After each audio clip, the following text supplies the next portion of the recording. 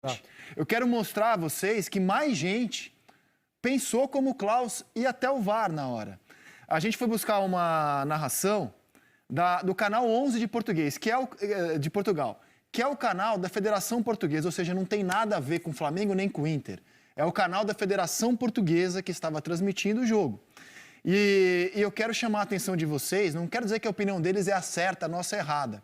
Como essa é uma questão de interpretação.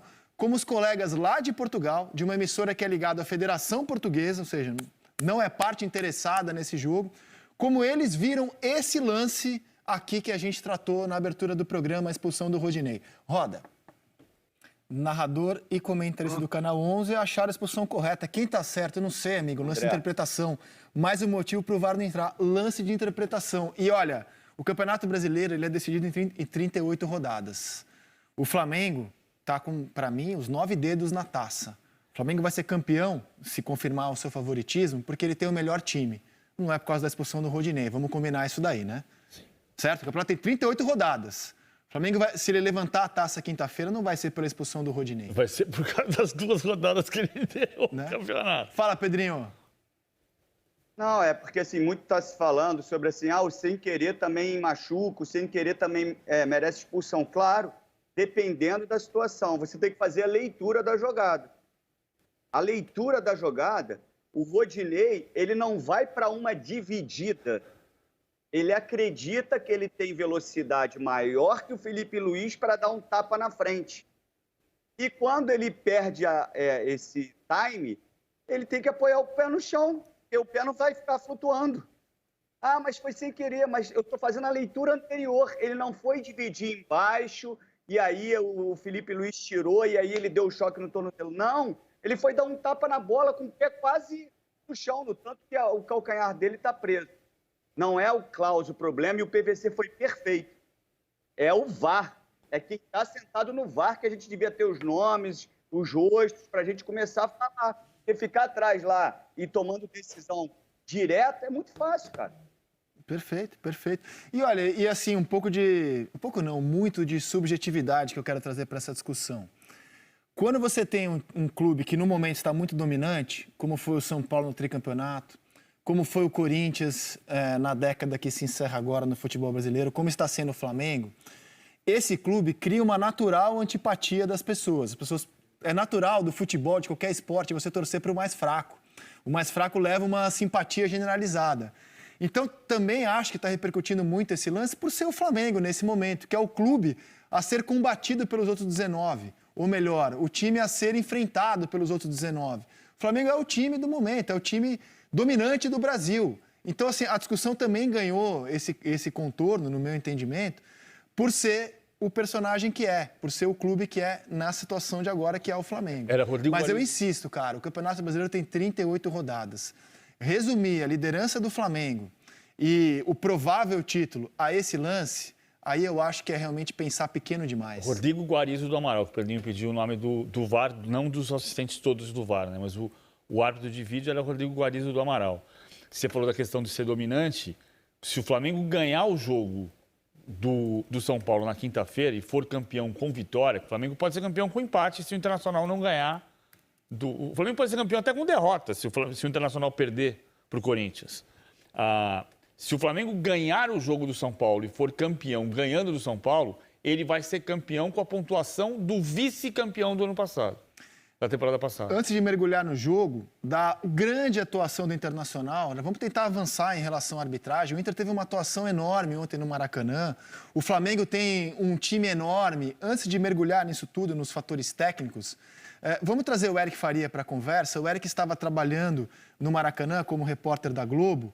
E eu queria muito saber do Eric, já que a gente não pode ir aos estádios, sobre a temperatura, o ambiente do Maracanã. Por exemplo, muita gente entendeu que quando o Felipe Luiz faz um sinal de reprovação ali, ele estava reprovando a expulsão do Rodinei, depois o próprio Felipe Luiz curtiu uma foto do Rodinei reclamando da expulsão. O Eric estava lá, pertinho dos personagens do jogo e vai trazer mais desse ambiente pra gente aqui no Seleção. Fala, Eric, beleza? Grande Rizek, boa tarde, PVC, Pedrinho, Luiz, um abraço para todo mundo.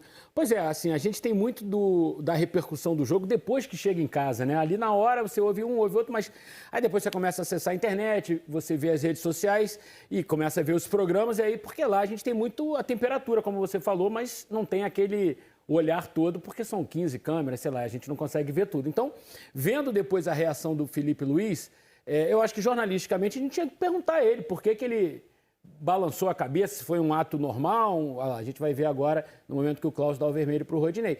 E aí muita gente interpretou isso como se ele estivesse reprovando a atitude do Klaus, né? E eu falei assim, bom, eu preciso perguntar a ele, até para a gente poder trazer o que aconteceu. E eu consegui perguntar ao Felipe, ele falou, cara, primeiro não tinha como reprovar a atitude do árbitro que foi ao VAR. Eu não sei o que ele viu no VAR, por exemplo, para tomar aquela decisão. O que eu sei é assim, eu sou muito amigo do Rodinei e fiquei muito triste por ele, pela expulsão. A gente conviveu um ano juntos. Explica a curtida que ele deu na página do Rodinei. E foi isso que ele falou. Ele falou, cara, assim, eu não queria que ele fosse expulso. Ele é meu amigo, a gente gosta de competir, enfim. Então, naquele momento ali, bateu em mim uma tristeza de ver um companheiro sendo expulso de um jogo importante. O cara que era nosso amigo, até é amigo, mas era nosso companheiro até ontem, por exemplo. Então, foi isso, assim, aquele balançar de cabeça do Felipe Luiz não tem nada a ver com aprovar ou reprovar a atitude do Klaus, né? Ou reprovar. Ó, esse é o post do Rodinei, que ele lamenta a expulsão, diz que foi injusto. O Felipe Luiz foi lá e curtiu. Se você for clicar nas curtidas, uma delas é a do Felipe Luiz. É isso, assim. Então, eu preferi ir direto à fonte para saber o que estava acontecendo, até para a gente não continuar seguindo com interpretações apenas, né? Então, o Felipe esclareceu. Ele falou, cara, eu fiquei realmente triste pela expulsão dele. Agora, eu não posso dizer nada ali naquele momento se o árbitro foi certo ou foi errado, porque ele foi ao ar e viu a imagem, eu não sei nem o que ele viu na imagem. Realmente, o cara no campo não sabe o que o árbitro está vendo na telinha do VAR, né?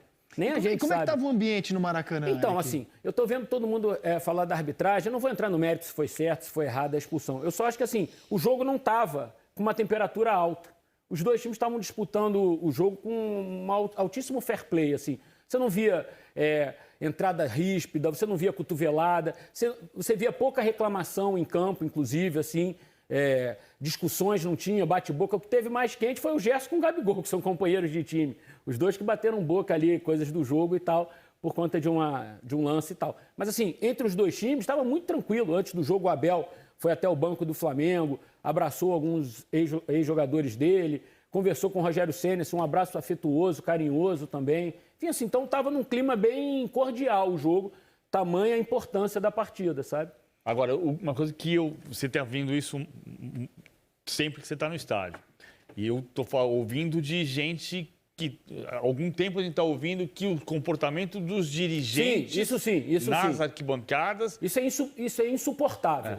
E não tem cor, não tem estado, não tem tamanho de time, é insuportável. Todos os dirigentes se comportam como torcedores daqueles mais histéricos possíveis. Sabe torcedor histérico?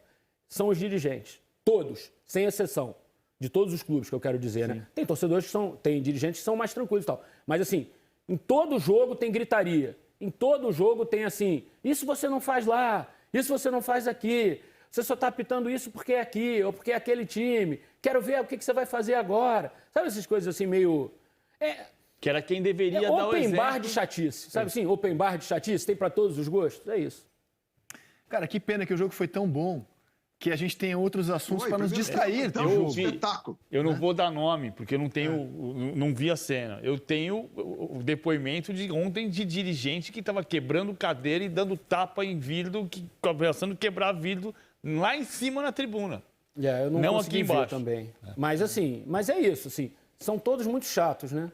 São todos muito chatos e histéricos, assim. O Eric, vamos falar um pouco desse trio? Desde 2009 pelo Flamengo, Gabriel, Arrascaeta e Bruno Henrique? Desde 2019. A gente até separou no telaço, né, para a gente mostrar os números.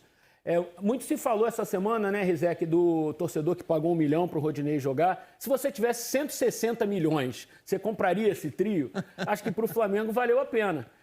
Somando as 3 transações, né, do Gabi, do Arrascaeta e do Bruno, dá 160 milhões. O Gabi e o Arrascaeta são os 2 jogadores mais caros da história do Flamengo.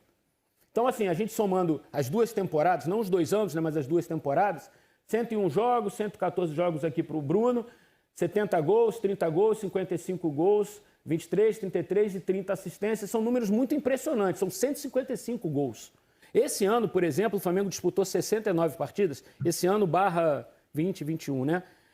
O Flamengo fez 130 gols, 76 do trio, mais de 50% sai deles. Eles têm uma entrega de média de 1,1 gol por jogo, ou seja, todo jogo que o Flamengo faz gol, eles participam diretamente. E ontem, mais uma vez, assim, o primeiro gol, a assistência do Bruno, gol do Arrascaeta. O segundo gol, passe do Arrascaeta, gol do Gabigol, que nos últimos 7 jogos fez 7 gols e está jogando há 17 partidas pendurado. Isso é uma coisa interessante, né? Porque o Gabriel teve aquela expulsão... 18 agora. Vai para a 18ª, né? Ele teve aquela expulsão contra 18, o Bahia. Né? Já era 17.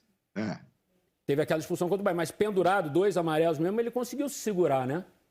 Sim. Tanto que ontem ele sai do campo, desculpa, Rezé, que ele sai de campo indisposto, né? Ele vai para o vestiário, imagino que, sei lá, se tenha vomitado, não sei, mas ele volta para o banco de reservas. E aí ele começa a falar muito ali no banco, porque aí sim, no fim do jogo, a temperatura subiu. E o Marcos Braz, o vice-presidente de futebol, estava ali embaixo, falou: Gabriel, senta, cala a boca. Pô, tu passou 17 jogos sem tomar cartão amarelo em campo, vai tomar no banco? E aí o Gabriel discutiu com ele também, mas enfim, você imagina ele tomar um cartão amarelo no banco, depois de passar, depois de passar 17, 18 jogos assim, sem ser, né, advertido por amarelo, né? Agora, eu queria que vocês comentassem, assim, eu acho coisas assim, muito impressionante isso, e valeu a pena esses 160 milhões, né? Claro. Eu estou fazendo uma conta aqui, eu sei que é uma conta errada, mas eu vou vontade de fazer. Você sabe que é uma conta errada, Eu mas sei que vai é uma fazer conta mesmo errada. assim? Tipo, 1 mais 1 é 3. Tipo 1 mais 1 é 3. Porque são 241 gols. Você falou 155, é verdade. A conta certa é que você fez 155 gols. Mas se você somar as assistências... É que algumas assistências são entre eles também, exatamente. Né? Como o aí não Bruno dá Henrique muito para fazer essa Sim, conta. por isso que eu né? falei que a conta está errada, mas é tentador, porque são 241 participações em gols em 2 anos em que o Flamengo não tem isso de gol. O Flamengo não fez isso de gol. Eu estava fazendo a soma de quantos gols o Flamengo fez na soma de 2019 e 2020. A conta certa é que o Eric fez. São 155 gols. É muito gol. É muita coisa. E outra coisa tentadora é dizer, o primeiro gol ontem, contra o Internacional do Abel, é um passe do Bruno Henrique para o gol do De Arrascaeta. Imediatamente vem à minha memória, o Abel não escalava De Arrascaeta e Bruno Henrique juntos, o que não é verdade. Né? No Brasileiro de 2019... O Abel foi técnico do Flamengo em 6 rodadas. Das 6 rodadas, ele teve o time reserva 2 vezes, o time misto 2 vezes, e teve o time titular 4 vezes. É que na ocasião as pessoas esquecem, né, PVC? Talvez o Pedrinho e o Luiz lembrem também, o Rizek. O Diego era o titular da camisa 10 naquela posição. Sim. Tanto que com o Jorge Jesus, o Diego só sai depois que ele quebra o tornozelo. Talvez o Jorge Jesus tivesse também algum tipo de problema para fazer essa escalação. Agora é que o Rogério... Eles mesmos se definiram como a maior dupla de ataque do mundo de todos os tempos, a maior da seleção brasileira, que está ali pau a pau com Garrincha e Pelé, na minha interpretação, mas incrível como que juntos, em clubes, eles não tiveram o mesmo desempenho. Então, às vezes, não é assim, vamos contratar os 3, né, e vai dar certo. No Flamengo deu muito certo, é uma química absurda que rola entre eles, e eu acho que o Gabigol tem... uma participação que é muito, na minha forma de ver, ela é muito, não só decisiva, que seria uma redundância, né? A gente tá vendo aí os 3, mas o Gabigol, ele é quase que a peça-chave, porque ele meio que escolhe o que vai, como os outros vão gravitar em torno dele, né? E o Bruno Henrique, na posição dele, que o Rogério devolveu ele para a posição dele, que é de segundo atacante, ocupando mais o lado esquerdo, e o Arrascaeta fazendo aquela beirada também, certamente ali eles rendem muito mais. E outro mérito agora do Diego, né, e deve passar pelo Rogério, é que a gente vê um Diego que está respeitando o limite do posicionamento dele no aspecto ofensivo. Que isso com o Jorge Jesus, quando ele entrava de volante, ele não conseguia. Ontem teve um lance... Você vê como essas mudanças... Fala, Eric. Não, ontem teve um lance muito impressionante, assim, passou meio batido, do Diego correndo atrás do Caio, menino do Internacional, e o Diego conseguiu roubar a bola dele na intermediária ofensiva já do Internacional, como um volante mesmo, assim, daquele número 5, pegador que marcava o Pedrinho em cima, sabe? Foi muito impressionante essa recomposição do Diego. Meio que passou batido no jogo, porque é um lance, assim, para quem observa futebol só, assim, mas foi um lance, assim, que mostrou que o Diego realmente comprou o barulho de ser um volante, sabe? O Eric, além desses três aqui, Isso aí. o Flamengo está cercado de grandes jogadores, né? O Felipe Luiz também participa do primeiro gol. Imagina ter um lateral. Ontem ele jogou muito, Felipe, hein? Exato, Ontem isso ele que eu ia jogou falar. Impressionante. O Pedrinho sempre fala isso, assim, Então, do jogador ter a como inteligência lateral, da partida, né? Ele, como lateral, se você for avaliar as valências físicas dele, ele não é privilegiado em nada, teoricamente. Ele não tem força, ele não tem velocidade, jogadores. O Flamengo foi contratando Everton Ribeiro, Arrascaeta, Gerson, Diego, Bruno Henrique. Ninguém imaginava, eu tenho certeza que ninguém imaginava que todos pudessem jogar como titular. E aí eu tenho que dar o mérito ao Jorge Jesus, que é um treinador que tem um conceito, um modelo de jogo ofensivo e propicia que esses jogadores possam jogar juntos. Porque normalmente jogariam 2 meias e 2 volantes, um que sai um pouquinho mais e um que segura um pouco mais. E os outros 2 meias ou 3 meias ficariam no banco. Então, assim, não houve o planejamento. Vamos contratar o Gabigol, porque vai jogar Gabigol com o Bruno Henrique, aí o Arrascaeta e o Everton, o Gerson e o Diego. Não. Esses jogadores iam disputar a posição entre si. E com a chegada do Jorge Jesus, todo mundo visualizou que eles poderiam jogar juntos. E acho que a chegada do Rogério também traz uma outra quebra de paradigma ao escalar o Diego de volante, trazer o Arão para a zaga. Mas concordo contigo. Tanto que o Abel, que era o técnico, havia pedido o Bruno Henrique e ele dizia, quem conversava com ele, não pediu o Arrascaeta. Sim. A diretoria O Gabriel contratou... também não. O Gabriel não era um jogador assim da... Foi um jogador que a diretoria quis trazer, porque via na possibilidade de transformá-lo num ídolo, como ele acabou se tornando, assim, né? Uma oportunidade de mercado, uma coisa bem mercadológica mesmo, assim, inclusive para o Flamengo fazer um ídolo, que era algo que o Flamengo precisava também. Mas aqui, só concluir o que eu estava falando aquela hora da história de Abel não escalava de Arrascaeta e Bruno Henrique, que aconteceu no Campeonato Estadual, mas no Brasileiro, de 6 rodadas, os dois juntos jogaram 3 jogos. E